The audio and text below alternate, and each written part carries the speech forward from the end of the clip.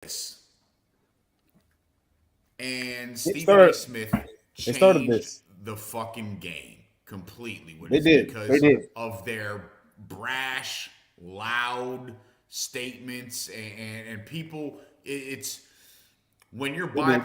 when you're polarizing, you're winning because people either love you or they hate you. But either way, they're going to watch you because they want to love you and hate you at the same time. You can't be somewhere in the middle in this life.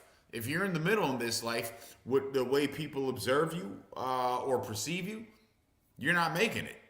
They're either going to love you or hate you. It's just that simple. I don't know. This shows. I mean, yeah. I mean, you're right. Stephen A. and Skip did change the game in terms of in terms of just the way we consume, I guess, sports talk radio or sports talk podcast or whatever you want to call it, sports talk TV, talking heads, whatever you want. I don't know what you want to call it these days, but Pat McAfee show is just dumb, though. It's just not a good show. It's just not like I know what you mean, but like he's just not entertaining. He's not entertaining, dude. I don't understand the appeal. I really don't understand the appeal. I really don't get it. I'm not a fan, but I don't know, but hopefully we don't. Go ahead. You're you're not part of that 80%. Yeah, I mean, apparently he quote unquote he's saving ESPN. I don't believe it. I don't believe it. I'm not really sure why they say that, but they say apparently he's saving ESPN. But I'm not a fan of the show. I'm not. But I am a fan of our show though, and we want to welcome everybody to who is joining us tonight for the two man front. Once again, I am the fog. Oh, wait, I'm not the fog. I'm not the fog. That's the fog over there. I'm Brian. I'm Be Easy from Be Easy Sports Entertainment. That's the fog, the one and only fog, aka the creator of Fog Metrics, which sometimes works, sometimes it doesn't. And of course, the Well, objectively by it's the going objectively by. it's going to be coming out this week. I'm going to have my Yeah, quarterback ratings. we're looking forward to it. Hey, if you're having a bad week, just get ready for your week to become even worse when Fog brings out his Fog metric to top quarterbacks. Don't Listen, look at it if you're having a bad I'm week. having a bad year, so I'm willing to fuck anybody's week up. We got a good one for you guys today. We got a good one for you guys. We'll give you guys the rundown real quick. But first, of course, leave your comments below. We love hearing from you guys. We want to hear from you. We want to talk to you. We want to hear your opinions on every single topic that we bring to you guys today. And of course, subscribe to the YouTube channel. Subscribe to our channels, BT Sports, and of course the Fox channel, the Objectively Biased Sports.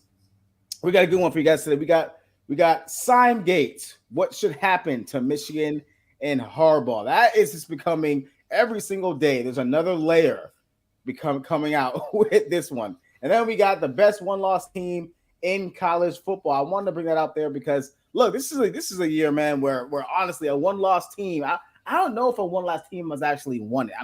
I gotta go back and look at that history, but we want to talk about who is the best one-loss team in college football. And of course, we got to do our famous segment, winners and losers. But we're going to talk about the winners and losers of the first half of the season. Yes, we are one half into the NFL season, which is crazy. The season has flown by.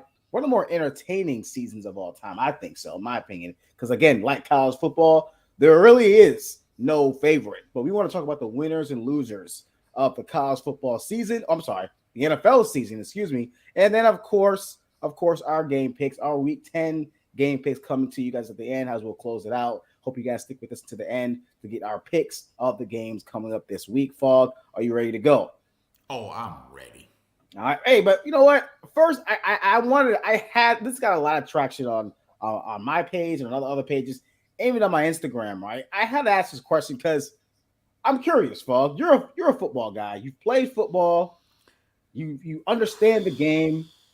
You understand the nuances of the game. I played running back. I'm not sure what you played, but still, you played football, right?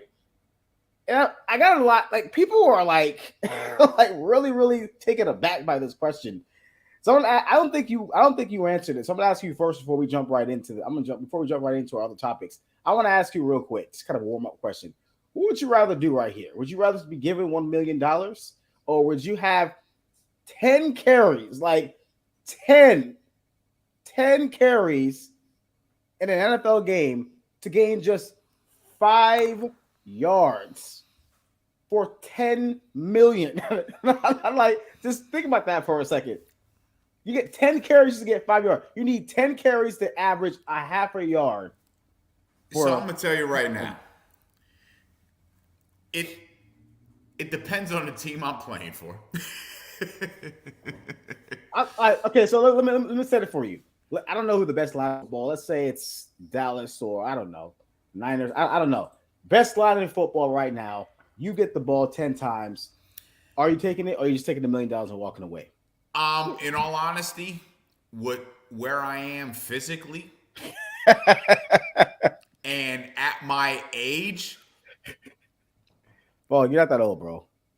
no, I'm taking the 10 carries, bro. I have Oh, okay, confidence. okay. I have Okay. confidence in where I'm at physically.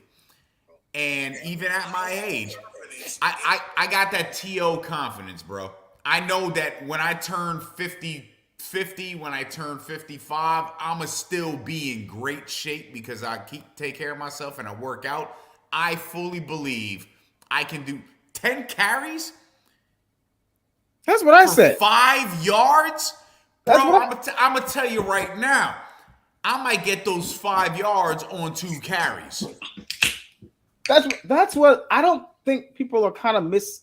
I mean, I guess you kind of have to draw your own conclusion. I mean, these memes are always they're always ambiguous, right? You don't know. Well, I will tell you this: the game speed is different. Oh yeah, I mean, of I, course it is. I played on an NFL. I got cut. I played Tampa Bay Buccaneers, 2 preseason games. NFL speed is completely fucking different. But having seen that, I know I can take 10 carries and gain 5 yards. Now, there's a lot of people that may answer this question, B, that don't have any idea on the speed difference. I don't care if they do or not. Like they may not be I mean, physically capable of doing. Okay. Let me tell you, hits are different. The pain, the game is different. The game speed is different. The way you get hit by you sit back and you go, I thought I was a grown man. Clearly I'm not, because this man just hurt me. You're right. I'm looking at this from my perspective. I get it. You played. I work out and all that stuff. I get it. I'm a little more put together. I understand. You are as well. I get it. But man, I feel like I don't know what the average Joe is. I'm not sure what that is or who that is. The average Joe isn't going to get 10 carries and 5 yards. I'm going to tell you that right now. Take your million and fucking walk. I'm putting myself at risk to do the 10 carries for 5 yards, but I know I can get that.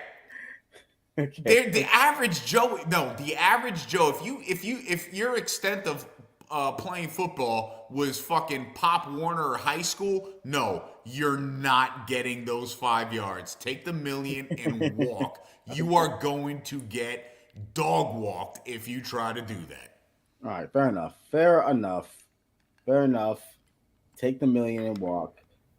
It was actually on my Instagram. It was actually people were picking B, and I was seeing who was picking B, and it was actually the people who I feel like are average Joes, because I just think 10 carries for 5 yards, half a yard, like you can just get pushed for half a yard for 10 carries. So like the thing is the perception of it. If you're not your quickness, your speed, your ability to identify the hole, the gaps that you're hitting, where you're running. I'm not even gonna go into the football, and I'm not gonna get into all that. Just take the ball, fucking run. That's all I'm saying. I'm not gonna get to the gaps. I don't care about any of that. Just run.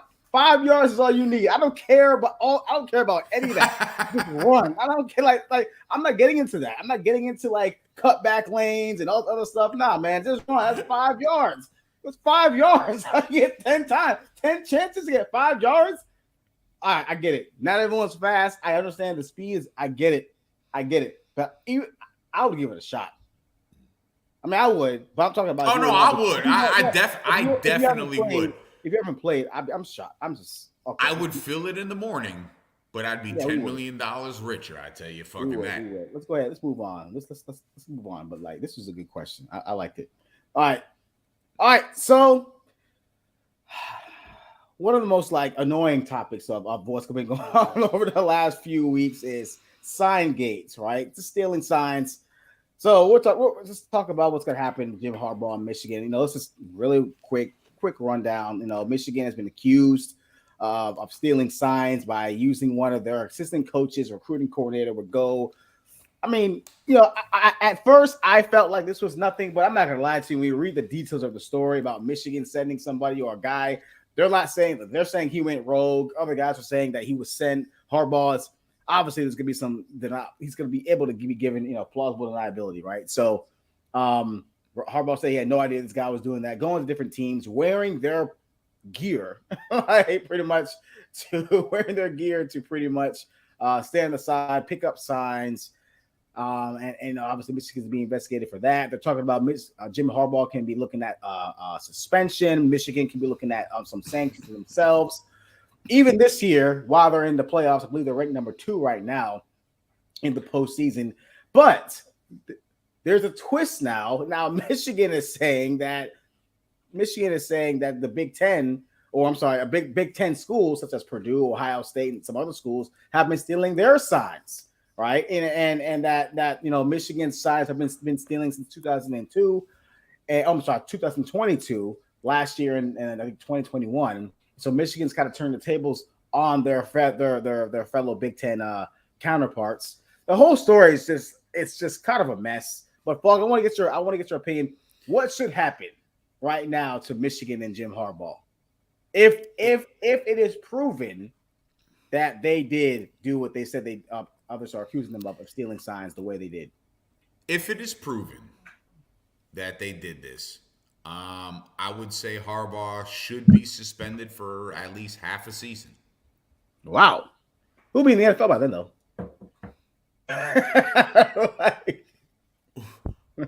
But again, this is what I would do. I don't think I'm tired of universities getting blamed for certain things. Like there's certain things at a university, like Penn State, with the Jerry Sandusky thing. You were deserving of what you got because everybody knew what Joe Paterno was. He was Penn State. It's like let's knock the nonsense off there.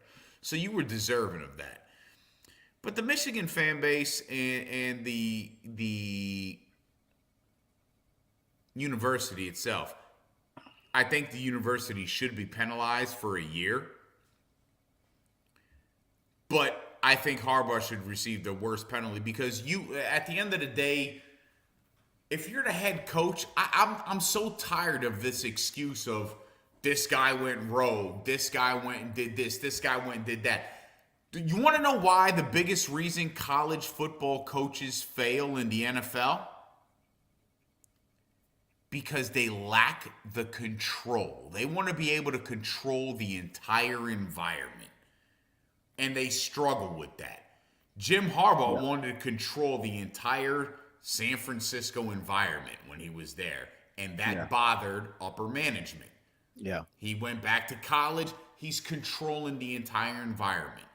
Don't fucking tell me that guys like Nick Saban, guys like Jim Harbaugh, guys like Lincoln Riley, guys like Dabo Sweeney, they don't know what's going on. Give me a fucking break. When you are a control freak and you are down to the detail of what goes on with your game planning, because what this individual is doing is part of your game planning. He's stealing signs for a reason. Yeah. And you're accepting this stuff. So, no, you are culpable for what is going on. I don't want to hear, what is it? Well, plausible deniability? No. Bullshit. You are absolutely responsible for what is going on under your umbrella. You're a manager. I manage people for a living. That's my job. If they fuck up, that's on me. That is a direct reflection of leadership. You allowed it to happen. Regardless of whether you're or not you want to say, well, I didn't tell him to do it. Okay, but he did it, and you knew about it. Yeah. Yeah. Man, I can't defend Harbaugh in Michigan because of how they're being accused of this being done. So I'm not going to defend that. I was before the details came out because everybody does this. Everybody steals signs in a way, right? But the way that the details came out about this guy dressing in disguise on other teams and other stuff, and Harbaugh trying to come out and say, "Oh, this guy did it on his own," and he went rogue and all this other stuff. I don't buy that at all either. But look, Michigan's coming out and saying what? Michigan's coming out and saying that, hey, they were doing it too. There were other teams doing it. There are other teams stealing signs, but I don't know. And there's no proof of the extent of they were doing it. I think it's more so of how Michigan did it, how they're trying to justify what they were doing. Yeah, they're trying to justify what they were doing by saying everyone's doing it. And they're not wrong. Everyone is stealing signs. Everybody's doing it, right? But I guess it's the way Michigan went about and did it, or being accused of doing it, that's really, I guess, bothering people. Look, the entire Big Ten is pissed off at Michigan and Jim Harbaugh. Look, my thing is this, Matt, what's going to happen is, and I honestly feel like this is somewhat of a Jim Harbaugh thing, because I personally believe that Jim Harbaugh has been trying to go to the league for some time now, right? And I think this is just a good way for him just to get out. I do. I really do. I think it's just a way for him just to scapegoat out. I think Michigan and Harbaugh will come to terms to just go their separate ways. They'll pay him to go away, and then that'll be it. And then he'll be either coaching the Denver Broncos, he'll be either coaching the Oakland or Las Vegas Raiders next year, or he'll be coaching the Chicago Bears. Now, that's what's going to happen. Jim Harbaugh has been trying to get back to the league. He had a winning record in the NFL. He knows how to coach in the NFL. He wasn't a scrub. He went to the Super Bowl, right? We all know what happened with him, Cap, Alex Smith, all that whole nine with the Niners. So he's not new to this in the NFL. So he's trying to go back. Right? So, but if he doesn't, what should happen? I agree, Fall. I think there obviously should be some type of some reprimand, right? You know, I think Harbaugh's probably going to get half the season next year, possibly. Let's lose some scholarships, possibly. I mean, the rule is the rule. It's a stupid rule. I don't like the rule, because sign stealing is something that's been around forever. And I've always said, if you have any inclination that another team is stealing your signs, what should you do? You might want to change your damn signs. Like, you might want to change your signs. Hey, listen, I've always said I don't understand why they don't take the NFL approach. And, hey, why don't you have a headset for your quarterback? Well, or just I think the conversation piece with that has always been finances, because of the smaller schools, the schools that bring in a lesser income. Because you still have to monitor that. The NFL monitors that.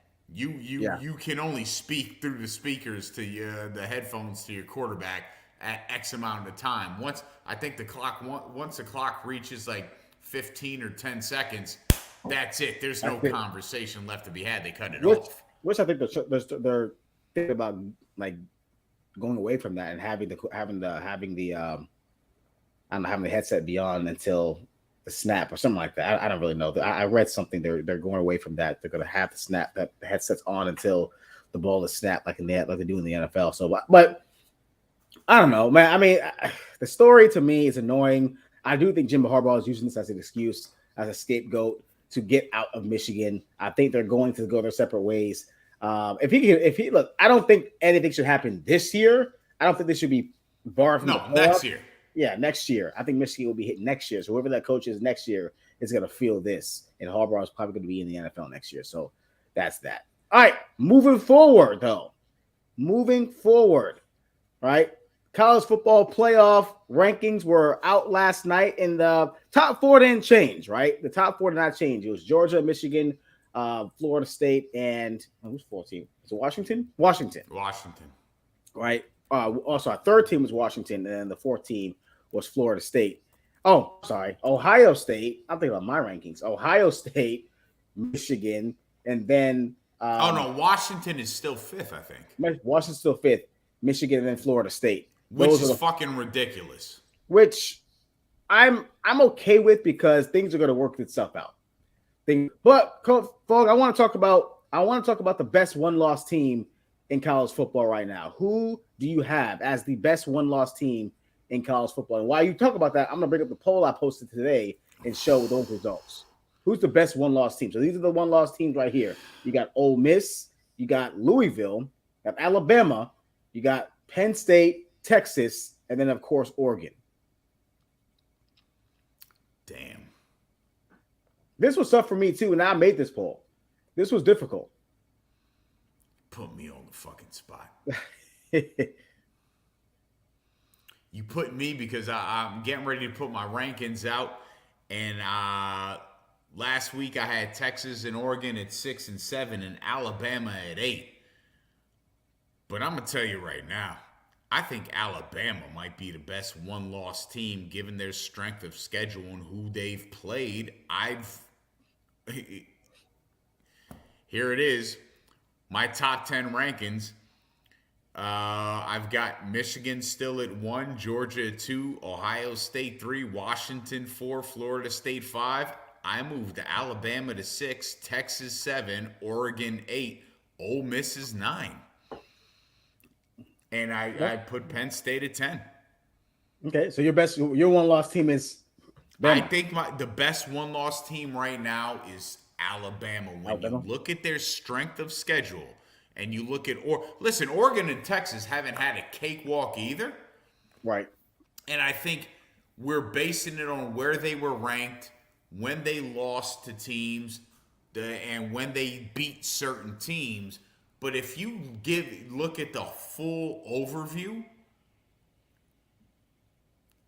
Alabama might be the best one-loss team right now. Yeah. And according to this poll I put out earlier today, people are saying it's Oregon, right? In Alabama, the two. I told people to pick the two top one-loss teams right now, and I agree with this. I think it's Alabama and Oregon. I would switch it. I agree with you. I think Alabama is the best one-loss team based off strength of schedule and based on what they're doing. Oregon, to me, definitely is a team that feels like they could beat anybody as well. Yeah, I feel like they could beat anybody. Texas, I don't feel like they could beat anybody. I know they beat Alabama. I know Alabama's one loss is to Texas, but I still feel like Texas has struggled against both Kansas teams. They've come up very close to those teams, especially against Kansas. And losing to Oklahoma killed them. And losing to OU really, really hurt them because right now OU is struggling. Right now, OU does not look like a top. They're not a top 10 team right now. They've lost. Have they dropped the last two? Yeah, they dropped the last two, so that doesn't look good for Texas, right? The Alabama win, in Alabama, I mean, that loss does it look great against Texas? Not so much. It was at home as well. Oregon probably has the best one loss if you want to go there. They lost to Washington. I believe it was in Washington too. It was like what, a 3 loss. It was rainy and it was a 3-point loss, I believe. So I do believe these are the 3 best one-loss teams. If I had to choose one, I'm going Alabama right now. I think Alabama right now is playing the best because Jalen Milroe is playing not like a Heisman candidate, but he's playing like a guy that he looks really freaking good. He looks good as an athlete. I don't know if he's good as a passer though. I'm not gonna go there. He looks like he's a hell of an athlete. He is a hell of an athlete. He's gonna be hard to stop. Right, he's going to be he's like a running back there. He's nice. He's hard to take down. He's fast. He's strong. He's physical. Passing wise, he's not the best. Right, he's not the best, but he does enough. Right, but he looks good for a guy that was benched second game. He looks pretty good. So yeah, Alabama is a team that I wouldn't want to play. They're going to work that stuff out. I think they could beat Georgia if they run the table. I think if they run the table, they're in. They're going to get in because that means they are beating Georgia. That's just how I feel. If Florida State and Washington runs the table, if Washington runs the table and they don't make the playoffs, are they out right now? Yeah, they're 5, right? Yeah, they're 5. Man, they still got Utah to play, Oregon State to play.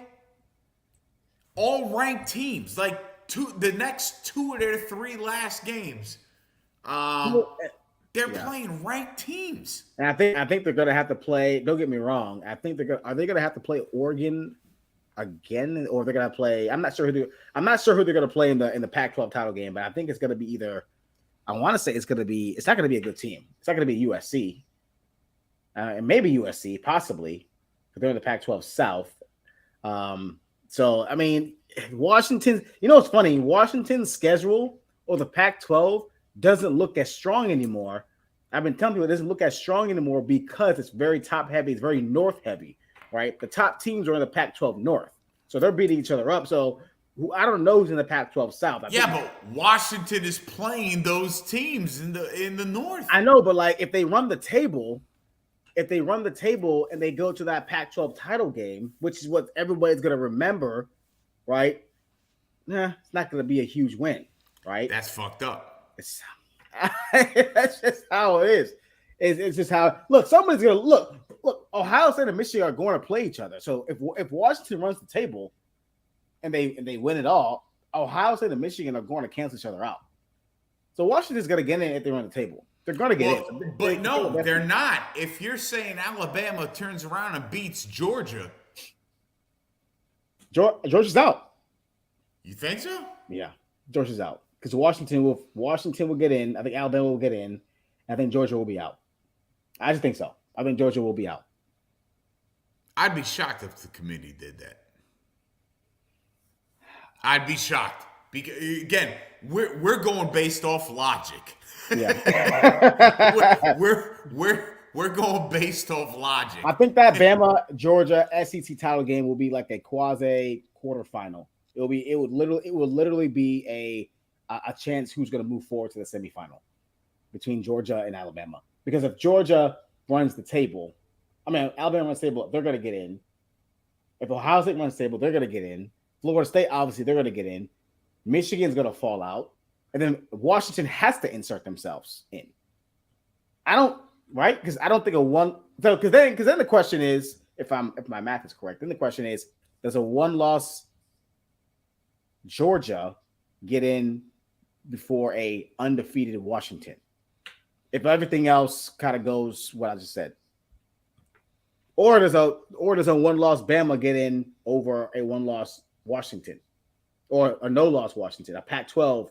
Like there's an SEC champion, one-loss Bama get in an undefeated Pac-12 champion Washington. That's a scenario that could happen. That is a scenario that could happen, right? There's so many things. So, yeah. Because if Michigan wins, if Michigan beats Ohio State, it's probably going to be Ohio State out. Florida State wins out. No one's taking them out. They're in. They're going to be in. Yeah, they're in. If Georgia loses to Alabama and Washington wins out, Alabama still played a tougher schedule than Georgia. And Washington still played better top 25 competition than Georgia. But Georgia played the higher ranked competition in that top 25. Is that going to factor, and would that keep Georgia in? I don't think the conversation would be if Alabama wins out, is Alabama deserving to be over Georgia, over Washington? I think the conversation would be Georgia going out and Washington coming in. So undefeated Washington going over a one-loss Georgia. Georgia, yeah. Because if Alabama beats Georgia, that may secure them being. That's good. That's going to secure Alabama. That's easy. That's going to secure it. I don't know where they're going to be, but that's going to secure them easily. So then, yeah, it is talk a one-loss Georgia over a Pac-12 champion undefeated Washington. And well, yeah, I mean. Yeah, I think Washington will get in at that point. I think Washington would deserve to get in because at that point Washington will definitely have the better schedule, no question. Yeah. No, it's gonna be. This is why it's just one of those seasons, man, where it's gonna work itself out. But I think we may come to a pass because if Alabama runs the table, if they run the table and Washington runs the table, it's going to really cause a lot of issues because I don't know if the committee is going to want to take out a two-time champion Georgia. Yeah. After just one loss in the SEC title game. Wasn't they lost to a scrub? They lost on a neutral site to Alabama, right? So that's going to be tough. So This is going to be a fun season. I'm looking forward to how this plays out. We got a lot of teams, and I feel like any one of these teams, except Louisville, maybe except Louisville, but any one of these This is where I wish. Damn, this is the anomaly season. where we need a 12 playoff. Yeah, this is This the is why I anomaly love it. season. This is why we need the 12-team playoff. And we'll talk about that a little more as we get closer. This is why I love it. So, but let's go to some NFL now. Let's go to some NFL. Fog, we always talk about our winners and losers of every week. But you know what? We are weak. We are going And you into handicap me. We're going in a week 10. We're going into week 10 of our of this crazy, really another again. Football season is crazy this year. Unpredictable season. Winners and losers of the first half of the year. We are about kind of halfway through the year. If math is, if you want to go math wise. Fog, who's your? Well, actually, I'll go first because my picture's up first. We're gonna go with our winners and losers of the first half. We're gonna start with our winners, and we're gonna go with our losers. And for me, the winner of the first half of the season, it's weird. I'm kind of giving it to two people that are they're gonna kind of split it. My guys, plural, are Todd Monken and Lamar Jackson. So Lamar Jackson is, to me, is the front runner for the MVP. No one's talking about it, but I think he is. He just feels like right now Lamar Jackson is the front runner for the MVP, even though I do believe a non-quarterback could win it easily this year with Tyreek Hill, A.J. Brown, Christian McCaffrey.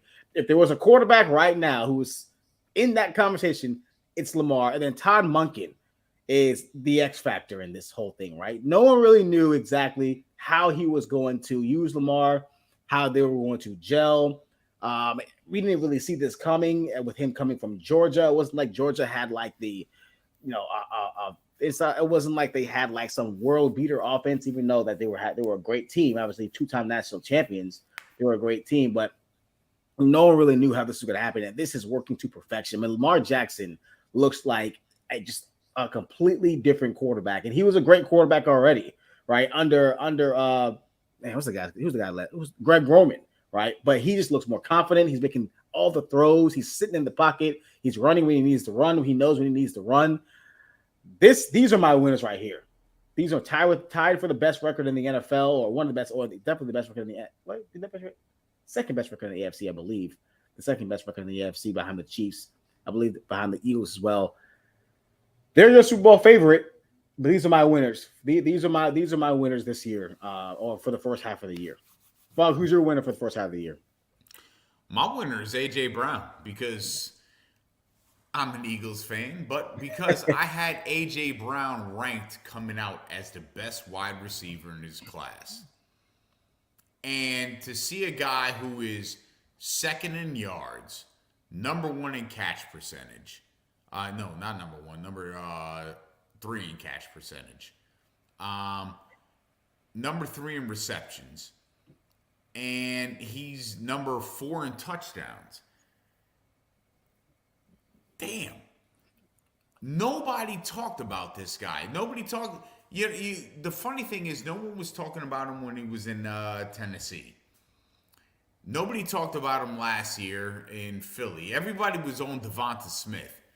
And here he is again this season, just showing out and showing what he can do with a quality quarterback and a quality offense implemented. A.J. Brown is my biggest winner because this guy is actually playing. Him and Tyreek Hill, in my opinion, these two guys, these are your MVP frontrunners. And throw Christian McCaffrey in there. I'm not throwing the quarterback in there. It's skills players. These guys are your MVP frontrunners because what they are doing for their teams and how they are uplifting their teams.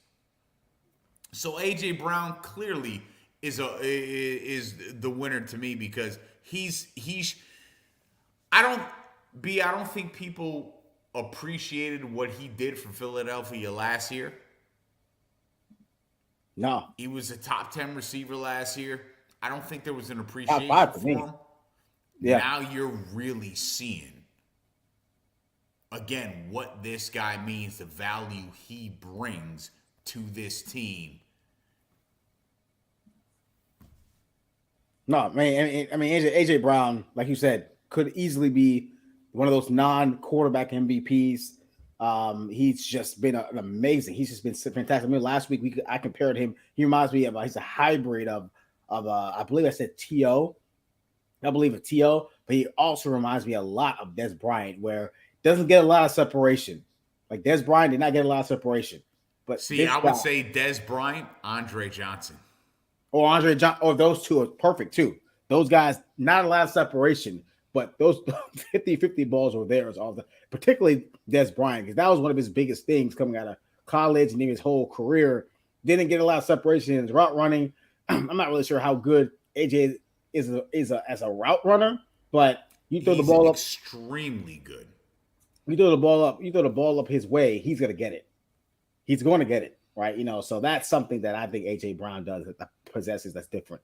It really is. So I like this a lot. I really do. I think wide receivers can't win MVP because they're so dependent on. And look, when Randy Moss didn't win it in 2007, right, when he had like 23 touchdowns, like 1,800 yards, crazy. He only got one vote, and Brady got 50 or something like that. It was something crazy. Like, so wide receivers can't win it. Tyreek Hill could possibly win it, but I think he's going to lose votes from Tua, which is why I think it's one of the reasons why it's a quarterback award, really, right? And I do think Lamar definitely is deserving of it. Even Christian McCaffrey, even C-Mac, but yeah, AJ Brown right now.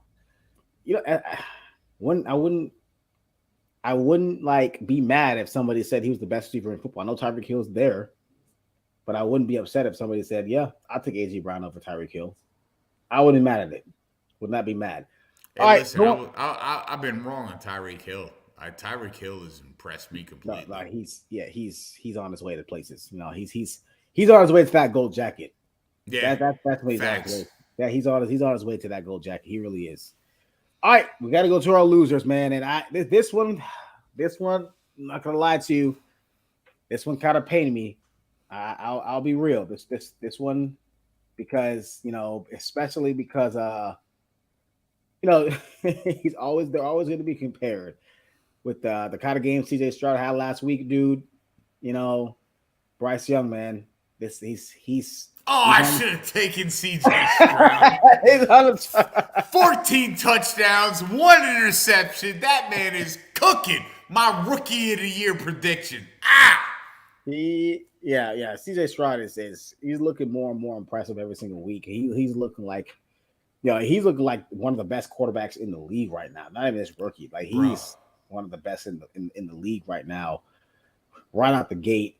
And he's doing this without like super major weapons around him. That's what's more impressive. He's doing this with like some average guys. The guys I've never met. Tank Dell's a rookie from Houston. There's some other guy on the other side. I forget his name. Nico Collins. Yeah. So like he's doing pretty. But Bryce, man, look, let's. I'm gonna give Bryce some grace. But I'm not gonna give him too much grace because there's some times where he just looks petrified out there. He looks like he doesn't know what's happening. There's so much that it doesn't seem like he's processing things very fast. But the team around him is just garbage. It's just a bad team. The Panthers are a bad football team. Running game is bad. They're almost dead last in rushing. Look, I know people saying Adam Thielen is there. Adam Thielen doesn't move the needle, man.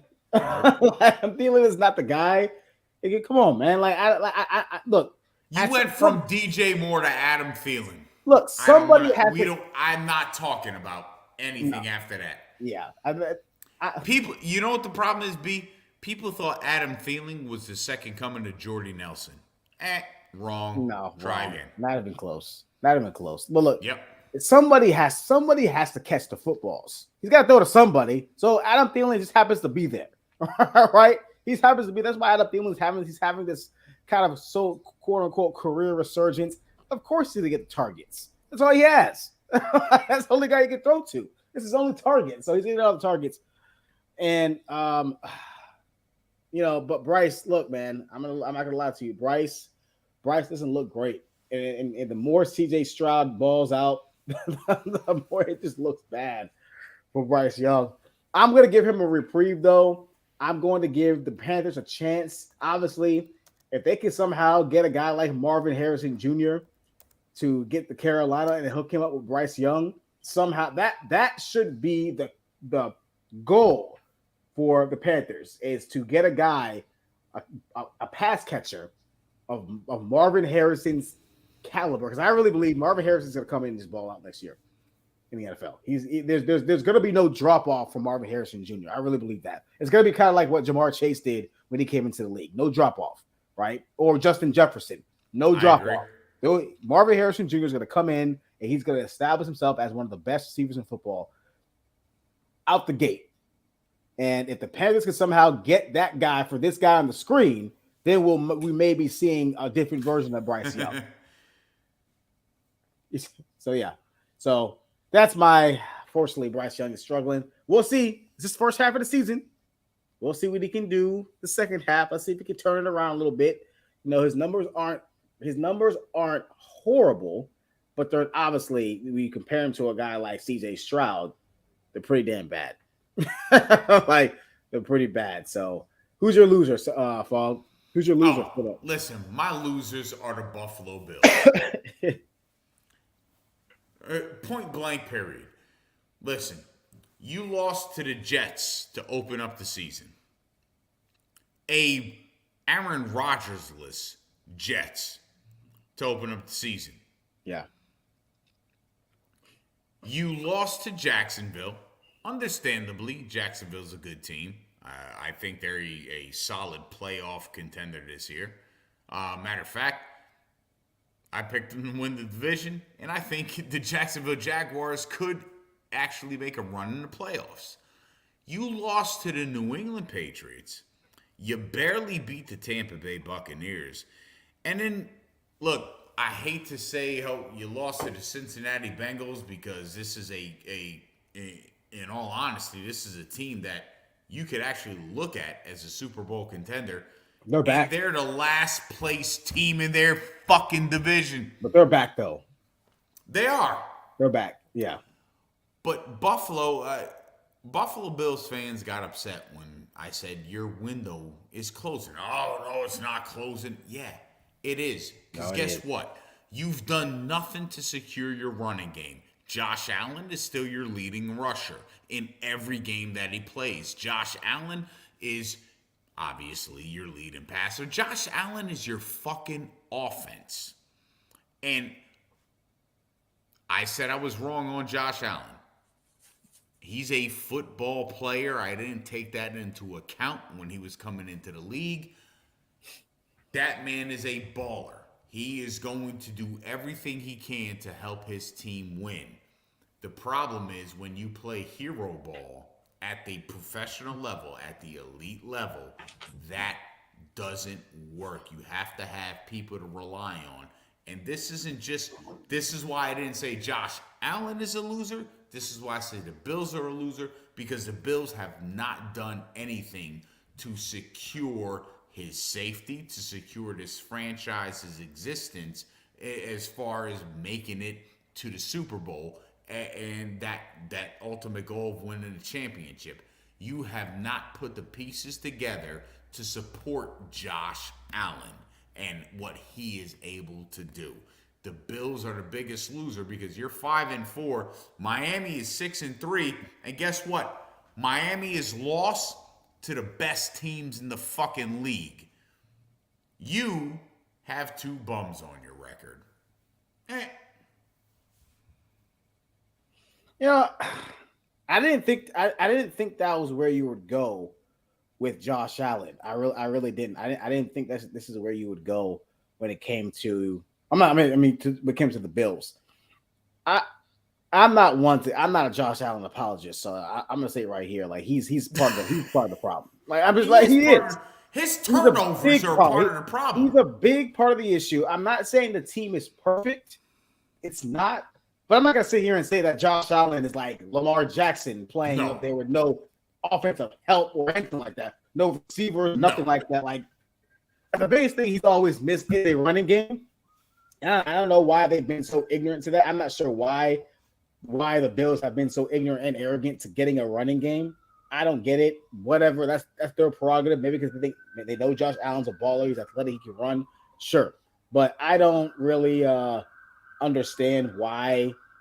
I don't really understand why they don't do that. But that's it. That's the only thing I can really say that the Bills have not done for Josh Allen is get him a competent run game. Outside of that, offensive line has been pretty solid. Receiving core has been pretty solid. They've always tried to get some tight ends for him. Stephon Diggs is a top 5 wide receiver. At one point, he probably was one of the best, if not the best. At one point, he played like it at least. At worst, he was top 5. Defensively, I know they've lost some pieces over the years, but they've been trying to replace those pieces. But there's a time where they had one of the better defenses in the league, right? So, look, Josh Allen, he's had his moment. He's had his teams. Okay, he's had his teams. So for people always to say that, oh well, the reason why the Bills are where they are is because they haven't put enough around him. I don't buy it. I don't buy the fact that they haven't put enough around Josh Allen. Like he's not. The only person that can legitimately use that excuse offensively, at least, is Lamar Jackson. That's it. Him and maybe. I can't think of anybody at the top of my head right now, but that's pretty much it, right? In terms of elite quarterbacks or some of the best quarterbacks. Josh Allen has had his guys around him. He is a part of the biggest issue. He is a turnover machine. And that's why I made that Dak comparison this week with him and his turnover. People love giving Dak Prescott smoke. I'm gonna tell you right now, I saw that. I'm gonna tell you right now, for anybody that's watching, and I don't give a fuck how you feel about it. Come at me, see me when you see me. Dak Prescott's a better quarterback than Josh Allen. He sees the field better. He has a feel of the game better. It's not about the talent around him. It's about what he does and how he does it. And he does it in a smarter, more professional manner than Josh Allen does. Josh Allen is the guy that I pick things up and put things down. He has intelligence. Don't get me wrong. You play the quarterback position at the NFL level. You have it. Football. You have a hell of an IQ. But at the end of the day, the way he sees the field and the way he does things, and the way Dak Prescott sees the field and the way he does things, I would take Dak Prescott over Josh Allen any day of the week.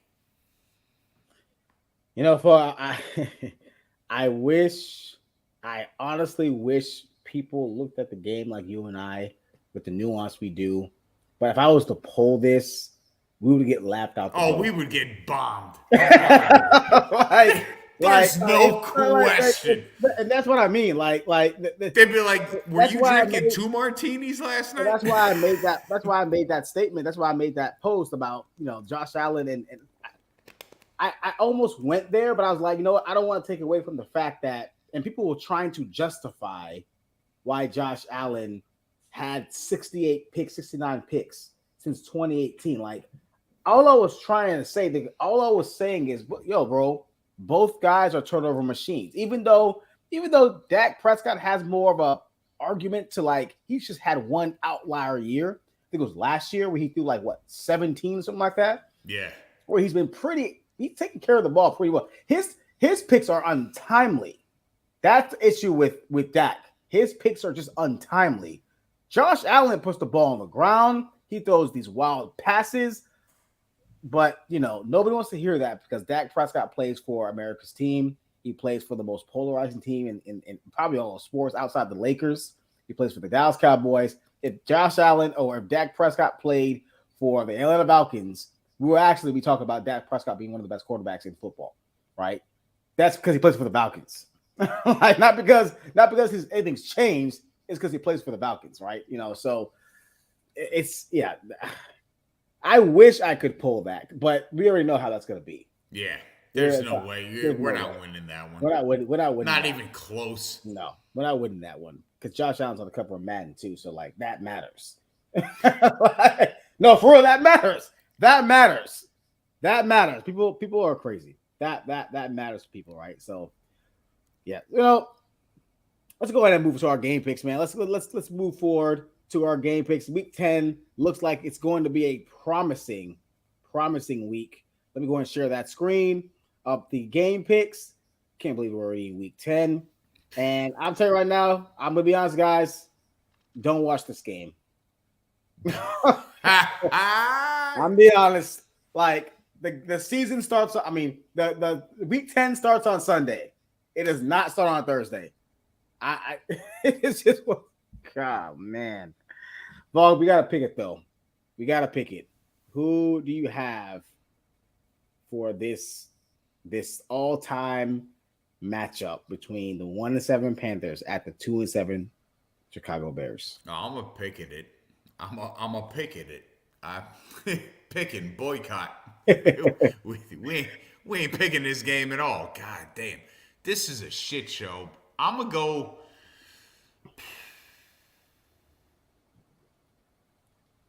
Fuck it, I'm taking the Bears. You know what? Because Bryce is a guy that I'm rooting for, I'm taking the Panthers. Screw it. Like, whatever. I mean, I don't know. I have nothing to lose. Is Justin Fields is playing, right?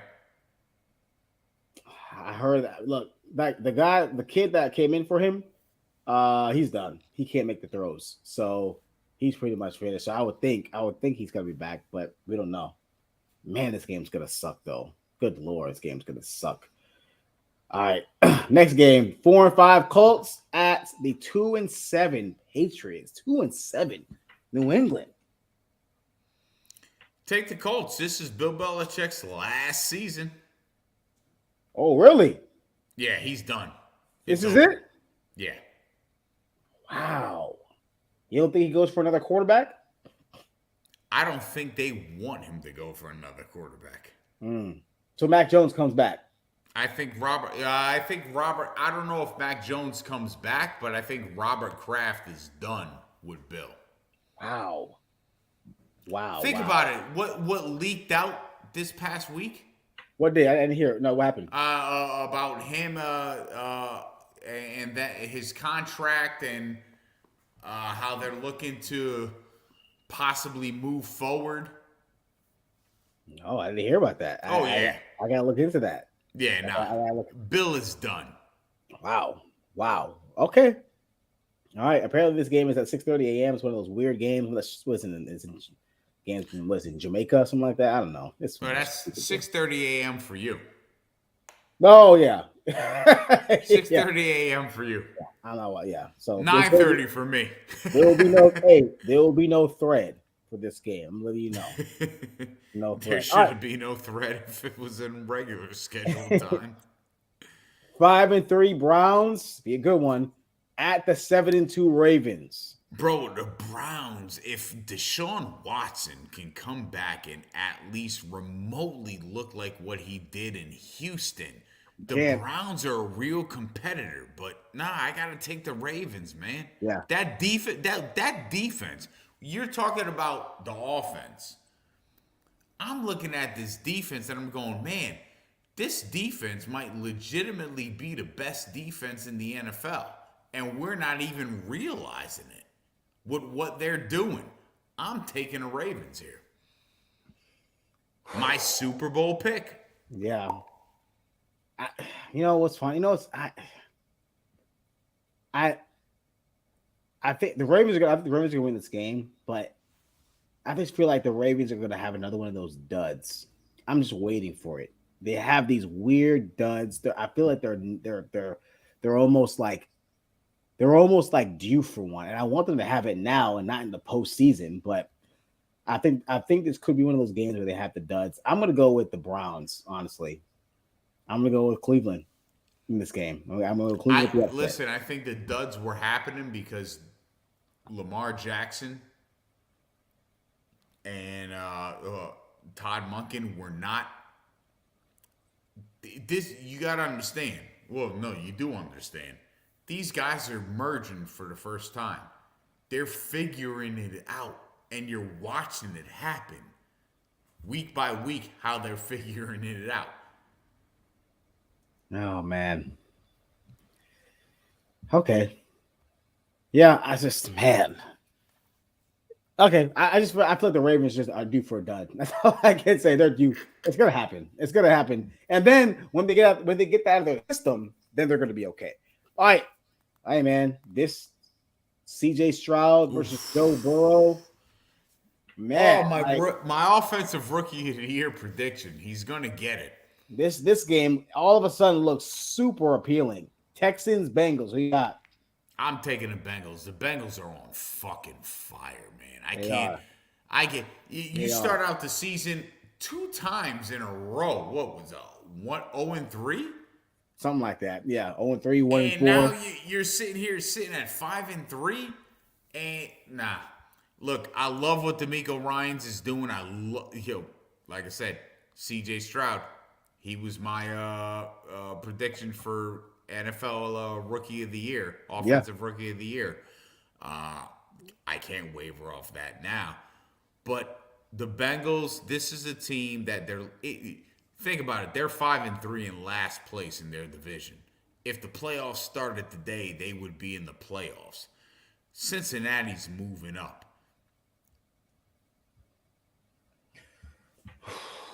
Man, I'm rooting for CJ Stroud. Like, see, look, imagine the Texans in this game at Cincinnati beating a Joe Burrow, the hottest team in football right now. Would if they won this game, the Texans become the hottest team in football, and all of a sudden, the game right below this game becomes super important for the Jacksonville Jaguars. But I'm gonna go with the Bengals. Because they are the hottest team in football. They are just storming back. It's unbelievable. You can like almost see it. Like it's crazy how you can see them storming back. I'm going with the Bengals. I still think the Texans are still kind of learning how to win. This will be a very hard place to win. If Stroud can pull this off, wow! Like that'll be even just as impressive as his last game, right? Yeah. Just as impressive. All right, this is one of the fall. This is what most intriguing game to me, right here. Niners Jags. I want to take Jacksonville so bad. You have no idea, but that would mean I'm picking the Niners to lose 4 games That's straight. crazy. That'd be insane. And I'm not going against those odds. I'm taking the 49ers here. It's going to be a tough game, but I think San Francisco pulls it out. That man, Niners lose 4 games in a row. I don't even know what I would. I don't know what you would say. Like Yeah. that after a bye, you would think that they needed that bye, right? And then there are a lot of questions that are going to be asked. And if Brock Purdy doesn't play well, like wow, it'll be one hell of a collapse if they lose this game. I think that the Niners are more desperate, even though it's a cross country game. It's cross country, right? They're going across. I mean, they had a bye, so maybe they're well rested. I'm not sure when they traveled, but it's cross country. I'm going the Niners because they're the more desperate team. I think the Jazz can afford to lose a game, especially if the Texans lose, right? But man, 4 in a row after a bye. Yeah, I'm not saying heads are going to roll, obviously, but yo, like, that would be They bad. could. Yeah, I mean, yeah, possibly. All right, all of a sudden, this game looks pretty intriguing. The 5-4. I don't know how the Saints are 5-4. I gotta go look at this. I gotta go. I don't know how they're 5-4. I really don't. 5-4 Saints at the 5-4 Vikings. Who you got?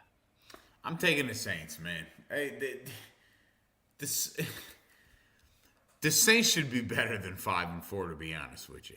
They had a much better team than that record shows. And I'm taking the Saints. The Vikings, you're going with Joshua Dobbs, and look, he's a great story. He's won 2 games this season that you sit back and go, wow, how did you do that? So it's impressive, but at the end of the day, it's Joshua Dobbs. He's a backup quarterback. While football's not rocket science, it's it's his athleticism needs to be rocket science like in order for him to perform in the NFL. He's just a good quarterback as far as a backup is concerned. He's not a starter. He's not an elite quarterback. He's not a guy that's going to be a game changer. Derek Carr is a better quarterback. The Saints are a better team. I'm taking the Saints.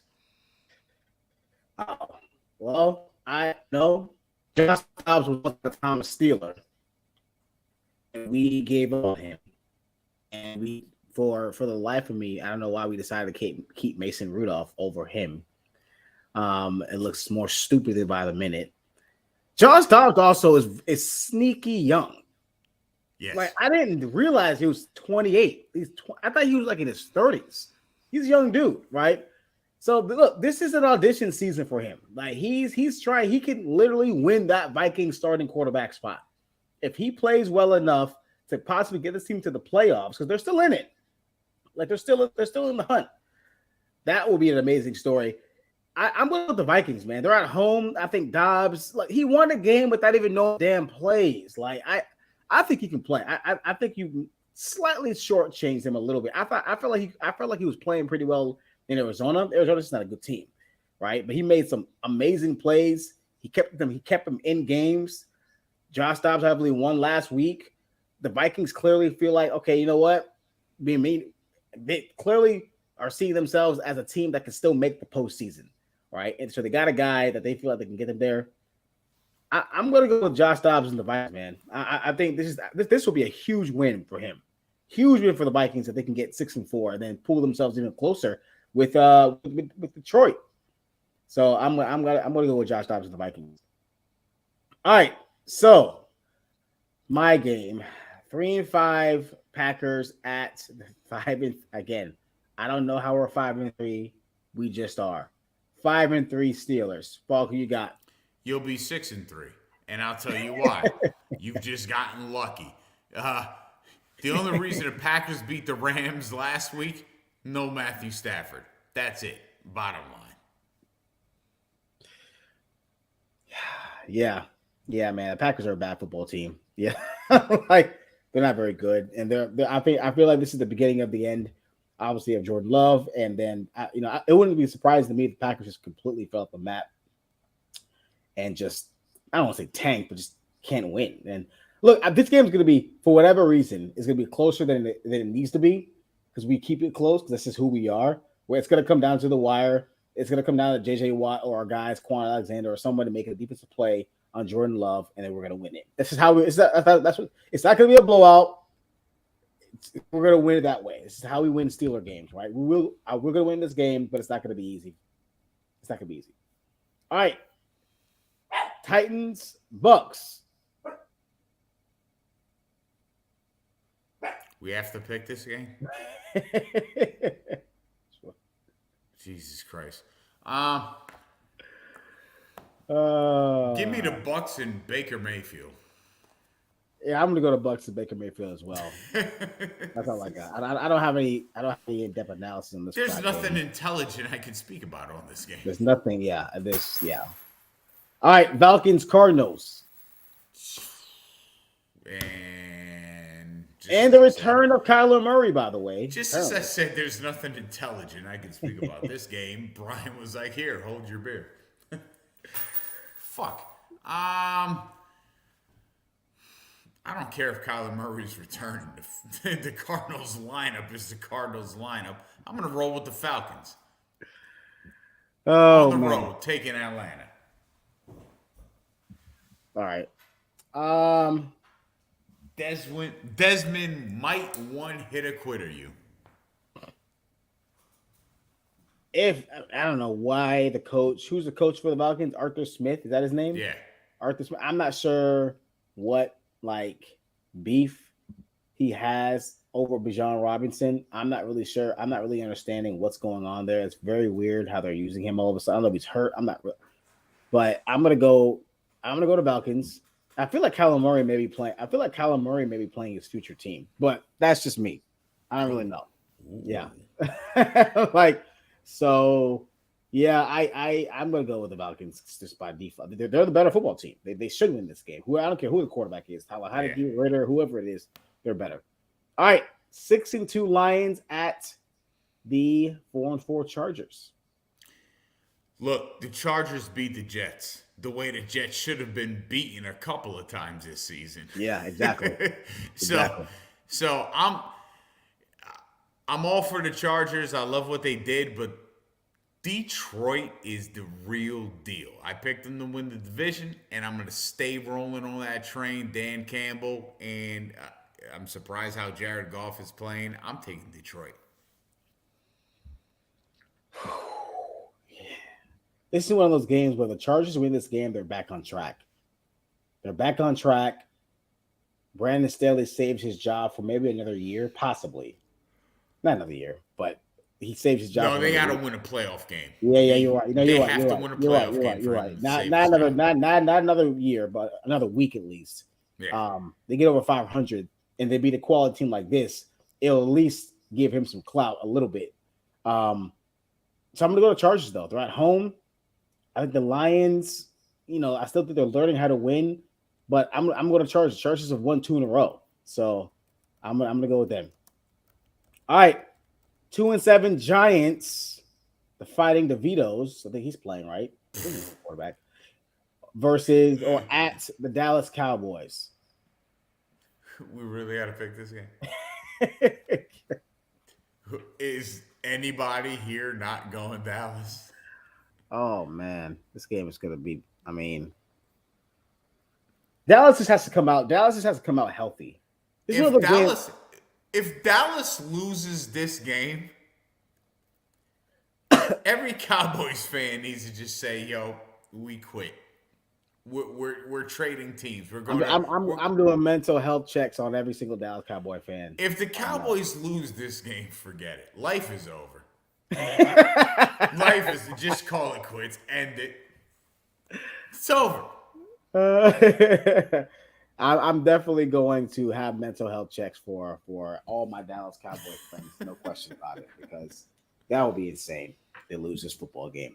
But yeah, I'm obviously going Dallas in this. Yeah, you gotta go Dallas. All right. Commanders at Seahawks. Seattle took a really tough L last week. Yeah, the Commanders are coming in 2-12 man. Nah, I'm taking Seattle here. I think this is like one of those get right games, or those payback games. Seattle's gonna come in pretty upset and fired up. I think this is a game where the Commanders do lose. So I got Seahawks as well. All right. It's just crazy how many night games the freaking Jets are in. It's unbelievable. Like, it's so. Aaron Rodgers prompted all of this. Oh, yeah. He obviously did. Yeah, but like, man, another. And we're looking at it now. And we're going, why are they on prime time? Oh, that's right. Hey, Rod. God, it's like so noticeable. Like, this is like I got to go back and count how many primetime games the Jets have been in. I got to go back and count. It's unreal how many primetime games, man. All right, here you got Jets and the resurging Raiders. It's not resurging Raiders. Raiders did what any team would do when they benched their starting quarterback and fired their head coach. 80% of teams after firing the head coach or benching the starting quarterback, they wind up winning the next game. The Raiders are on a different level than where the Jets are at right now. I think the Raiders are riding high. If the Raiders had to go to New York, I would favor New York. But because they're at home, I'm going to take the Raiders on this one. Okay. Yeah, I mean, both offenses are pretty pedestrian, honestly. Who's playing quarterback for the Raiders right now? Who's the quarterback? Oh, it's not Jimmy Garoppolo. It's some weird. No, Garoppolo got benched. Aiden O'Connell, something like that. I think it is. Yeah, the guy from Michigan State. Yeah, okay. So this game's going to be hard to watch offensively. Like, because the Jets it's going to be hard to watch, period. The Jets just are just awful on offense. Like they're so I can't even. It's crazy. So I'm gonna go with the Raiders in this game because the Jets just can't score. All you need to score is 14 points. 2 touchdowns is all you need to beat the Jets. That's all you need. 17 points is gonna get you a win. Like the Jets literally cannot score points. It's unbelievable how bad they are on offense. And people are trying to tell me that Zach Wilson's getting better. Man, get out of here, dude. Zach, like stop. Like he's terrible. He's terrible.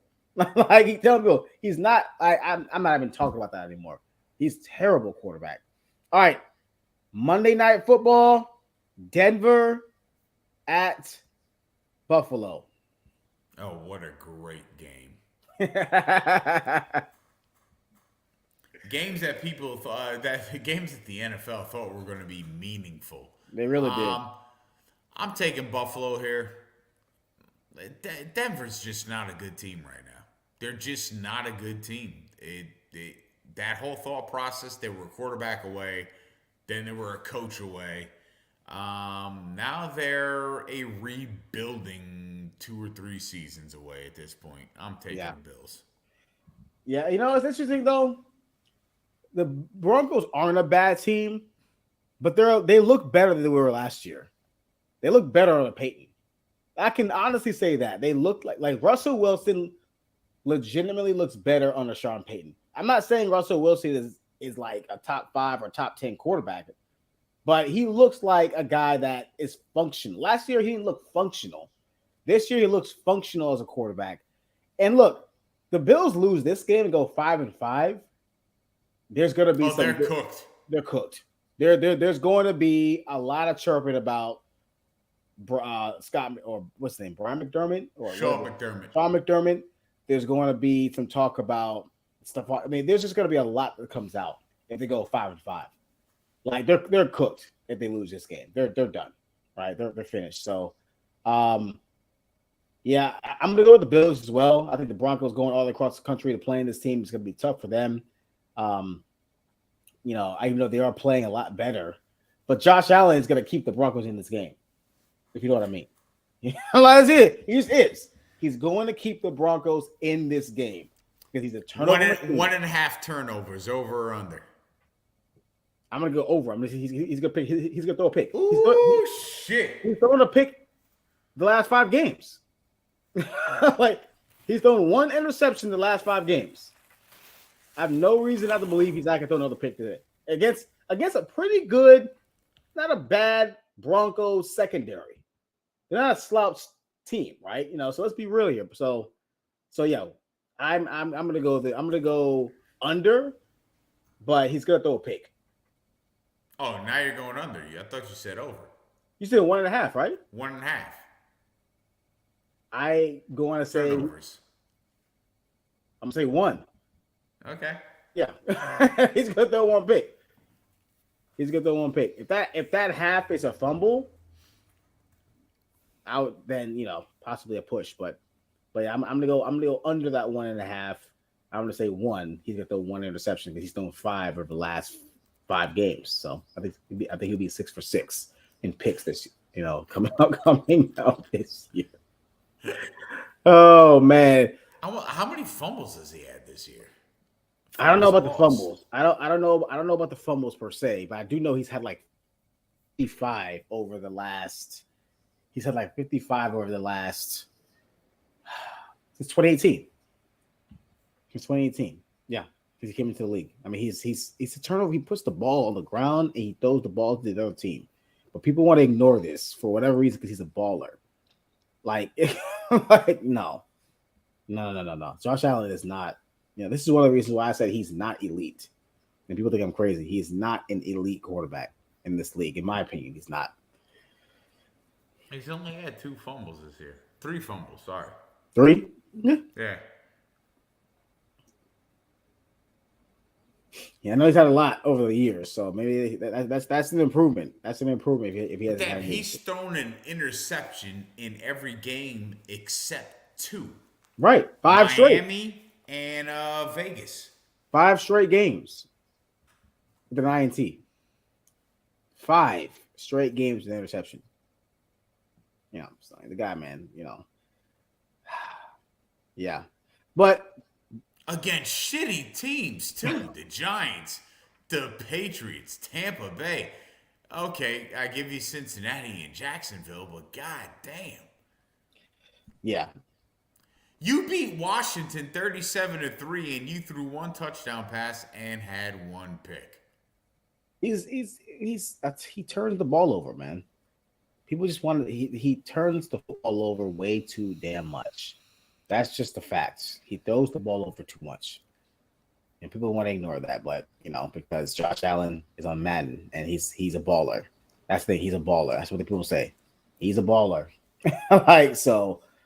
Anyways, hey, we want to thank everybody for joining us tonight, man. Appreciate you guys for sticking with us for the hour and 15 minutes.